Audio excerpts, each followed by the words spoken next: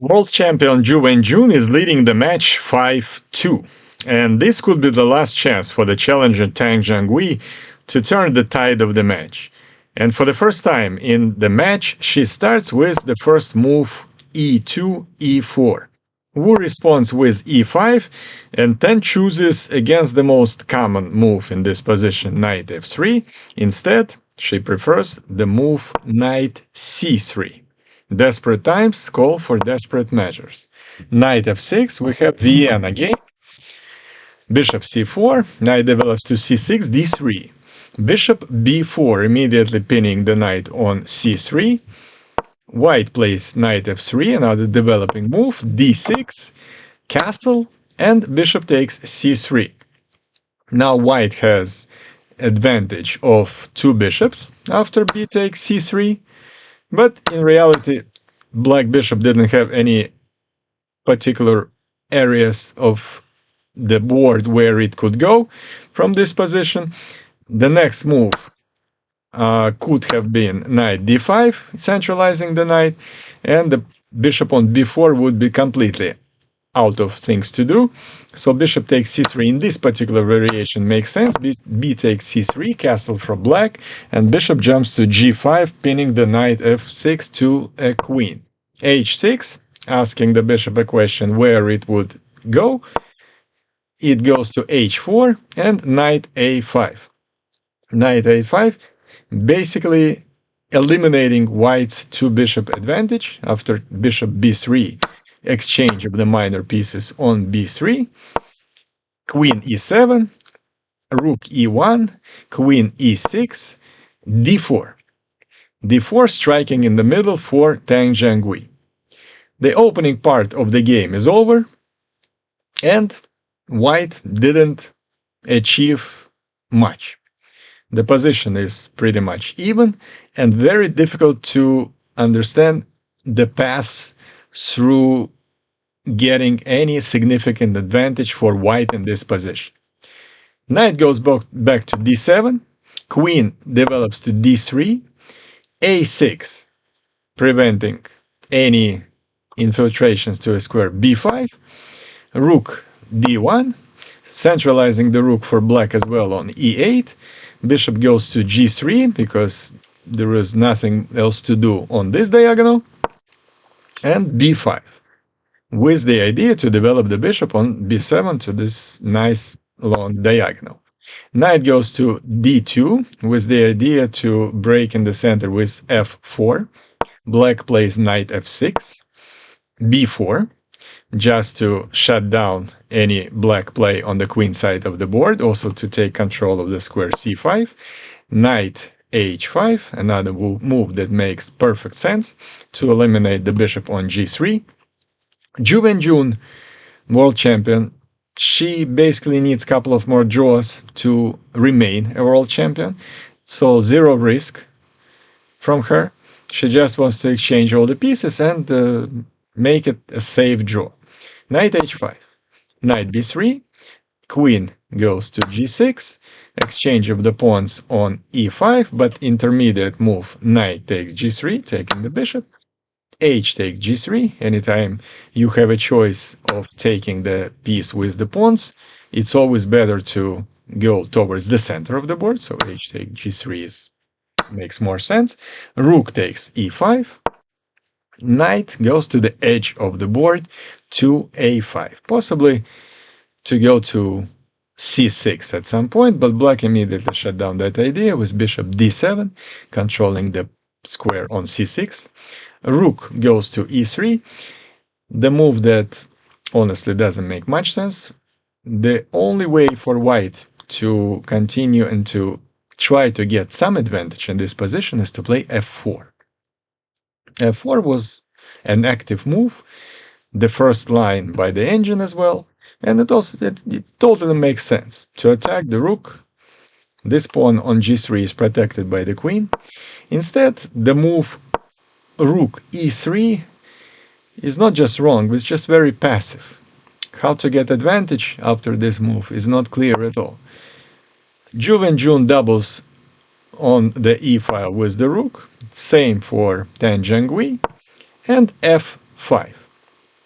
And now the best continuation for white was just to take the pawn on f5. And that would lead to massive exchanges, and the game would probably end in a draw. White is in dire situation to win the game because Tan Zhangui is losing in the match 2-5.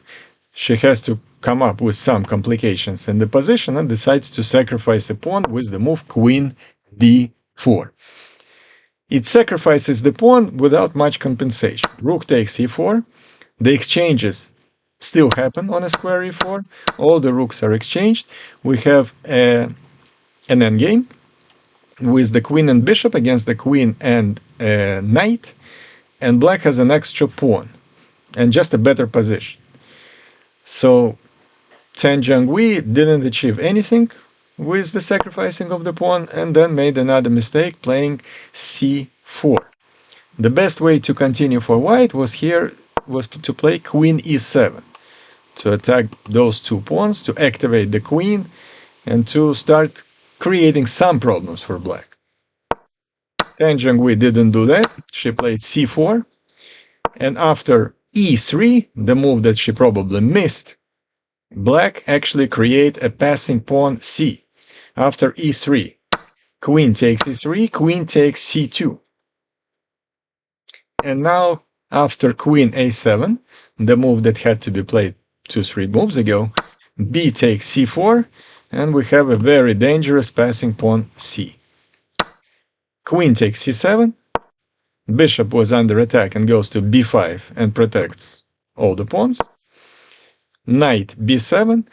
White could have taken the pawn on d6 here, but with the queen, but it really doesn't change anything. They will take the pawn with the knight on the next move. c3, the pawn moves forward, knight takes d6, queen d3. Computer considered this move as a mistake, but evaluation of the position doesn't change. Black is still winning. Queen f7 check, not dangerous because just king h7 and there are no more checks.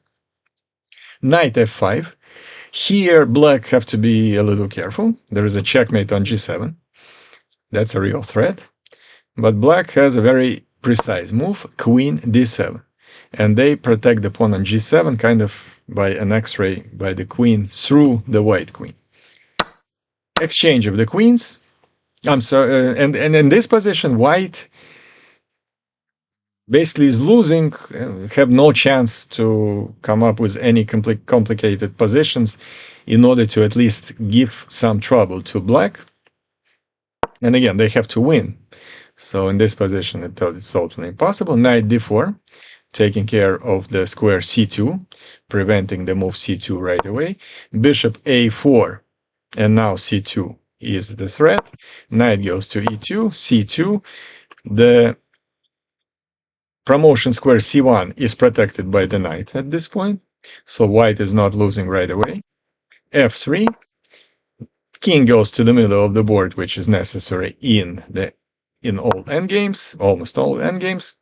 Same for white. King centralizes, king f2, bishop b5. Now the threat is to take the knight and then to promote the pawn on c1. Therefore, knight c1 is pretty much a forced move.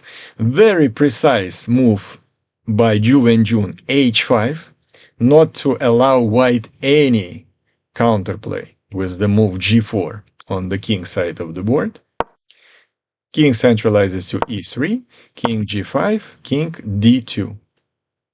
And in this position, turns out that the pawn on c2 does not matter anymore, but it deflected the attention of the white king, and the black bishop can just go to the other side of the board and collect all those white pawns with the next move. Bishop f1. Knight b3. Bishop takes on g2. That pawn could not be protected. Knight d4. That was a nice transfer of the knight to protect the pawn on f3 at least. And here comes bishop takes f3. Wonderful sacrifice of the bishop. Black could have won this game in many different ways, but this is really a very cute shot. Bishop takes f3, sacrificing the bishop. Knight takes f3, king goes to g4, Knight moves back to d4. King takes the pawn on g3. Knight f5 check, king g4, knight e3 check, king f3. And black's pawns are gonna be marching forward and be promoted to a queen. Nothing white can do to stop them. The game continued. Knight takes e2. The pawn marches forward h4, check, king g3, knight e3, h3, knight f3, h2, and Zhu Wenjun won the game. White resigned. The reason they resigned, the next move is h1, queen. The only way to prolong the suffering here is to take that pawn with the knight, but on this level, it's very easily calculated that this doesn't help. So let's say knight takes h2, king takes h2, and the pawn g will simply go forward and promote to a queen. And if the king would march towards that pawn to capture it, white simply is not on time. So I'll quickly show you the variation. The black king goes to the queen side of the board, collects the pawn on b4, and the pawn a would march forward, king d4, a5, king d3. Now, you have to be very careful if you're playing black and do not play the move a4, because this is a draw. This would be a huge mistake, because after knight c2, black would not be able to win this game. That's a stalemate. But, of course, on pretty much any level, chess players know that the rule of opposition. You need to put your king to b3 here and not to allow white king to get to the pawn. So knight, king b3, king d2, and here again, very careful not to make the move a4, which would be a draw again. Very important to put the king on b2, and now the white king can never get to a square a1, and the pawn will simply promote and black would win. Zhu Wenjun won another game. She is winning basically every game right now in the match, and the score in the match is 6-2 in favor of the world champion. And in the remaining games, she just needs one draw to remain world champion. I cannot imagine what kind of a miracle should happen for Zhu Wenjun not to remain the world champion, but still, we're gonna anticipate game 9. That would be the day after tomorrow. And we'll see if Tan Zhenghui will have something left in her arsenal to at least challenge Zhu Wenjun and make the game interesting and try to win the next game. As they say in sports, one game at a time. Until then, thank you for watching.